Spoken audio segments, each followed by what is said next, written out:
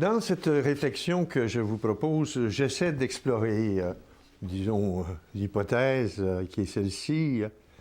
Le contexte historique actuel n'appelle-t-il pas un nouvel humanisme? Pour certains contemporains, l'humanisme, c'est une vieille référence dépassée. Pour d'autres, c'est une affaire d'intellectuels. Pourtant, cette réflexion nous concerne tous. Cette référence nous concerne tous. Chacun de nous, nous avons un besoin fondamental de nous situer dans le monde et de mieux le comprendre, bien sûr, pour y œuvrer. Chaque époque dans l'histoire a été porteuse d'un humanisme particulier, au contrepoint des humanismes qui, bien sûr, qui l'ont précédé. Mais notre époque est marquée par une complexité croissante, par plusieurs défis inédits, me semble exiger un profond renouvellement de la condition humaine. Faut-il s'en étonner quand on sait que l'être humain est toujours en train de se définir, tout le long de l'histoire?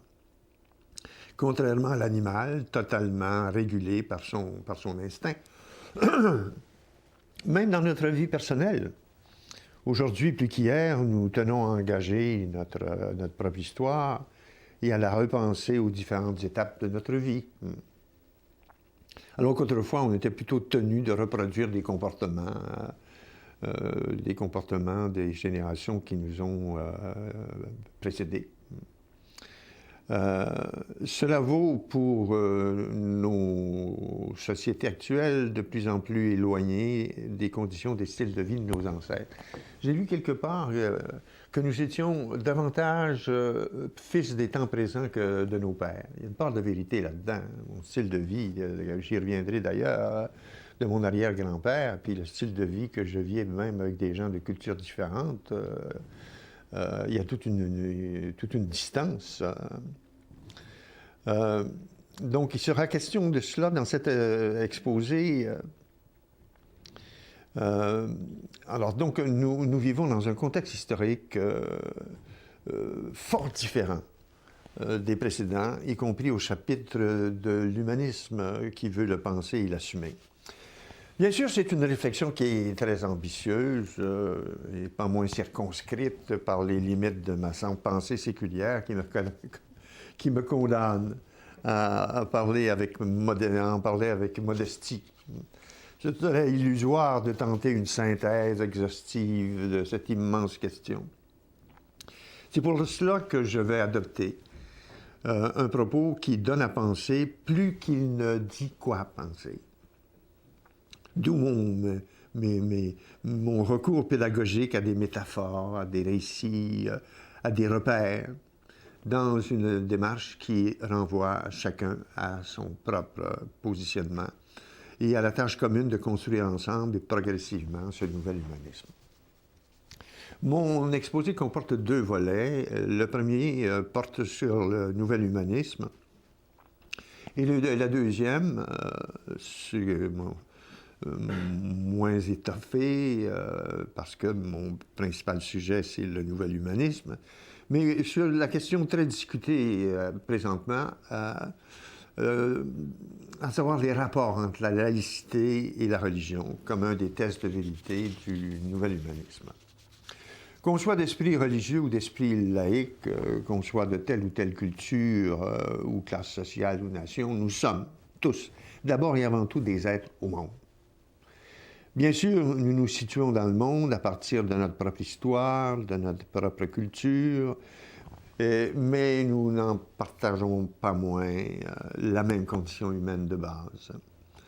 Vous me direz que c'est là une évidence. Voyons cela de plus près. L'idée d'une humanité une, d'une même condition humaine de base, c'est une conviction récente dans l'histoire de l'humanité. Les diverses communautés historiques ont pensé l'être humain à partir d'elles-mêmes et pour elles-mêmes. Mais aujourd'hui, plus que jamais, et surtout dans nos sociétés cosmopolites, sur le même territoire cohabitent différentes cultures, différentes religions, et forcément plusieurs systèmes de sens. Je dis sur le même territoire.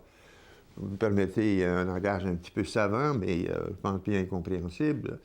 On distingue trois phénomènes en démographie. L'explosion démographique, donc l'augmentation rapide de la population, l'implosion, par exemple en relation avec la dénatalité, quoi, et puis la displosion, des gens de plus en plus différents sur un même territoire. On appelle ça la displosion. C'est à la fois une richesse et un énorme défi, surtout pour bien vivre ensemble et pour agir ensemble. Pour ce faire, je propose une dizaine de repères pour mieux assumer cette nouvelle tâche historique, avec comme arrière-fond les tragiques échéances, évidemment, de survie de la planète et de l'humanité elle-même. Plus que jamais, nous sommes dans le même bateau. Encore ici, je vais utiliser une métaphore. Sera-ce comme la figure emblématique du Titanic, de ces passagers fêtards qui étaient sûrs de leur navire, que leur navire était insubmersible. Cette métaphore vient interpeller nos diverses postures face à l'avenir. Je vais en proposer trois avant d'aborder les repères et contenus de sens du nouvel humanisme. Trois images simples. La feuille blanche, la feuille achevée et la feuille en train d'être écrite, en train de s'écrire. La première, c'est la page blanche, où tout est à écrire.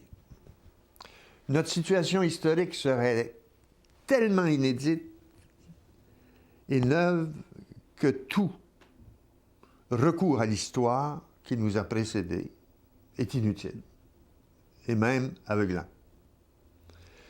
Le nouvel être cybernétique de l'avenir serait post-religieux, post-traditionnel, post-moderne et même post-humain. Étonnante posture quand on lui oppose la dramatique de la maladie d'Alzheimer. Cette maladie révèle que toutes les autres fonctions du cerveau, les fonctions de l'esprit et du corps s'affaissent progressivement quand la mémoire s'estompe. Cette table rase déstructurante vaut aussi pour une société sans mémoire. Sans mémoire des chemins qu'elle a parcourus. Dans l'histoire de notre propre société, nous en savons quelque chose. La deuxième posture tient de la page déjà toute écrite et achevée. Toute écrite et achevée. Le seul neuf humaniste serait de nouvelles interprétations de la condition humaine qui a déjà fait le tour des expériences de base dans l'histoire. Cette posture cherche à renouer avec la continuité historique, qui aurait été trop laissée pour compte par une mentalité de rupture, dite instauratrice, de tous les nouveaux chemins de société.